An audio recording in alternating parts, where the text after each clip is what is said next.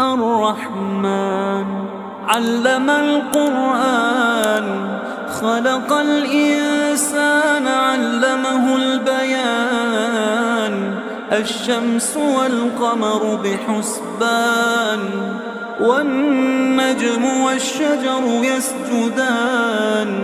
والسماء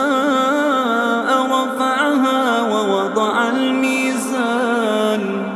ألا تطغوا في الميزان وأقيموا الوزن بالقسط ولا تخسروا الميزان والأرض وضعها للأنام فيها فاكهة والنخل ذات الأكمام والحب ذو العصف والريحان فبأي آلاء ربكما تكذبان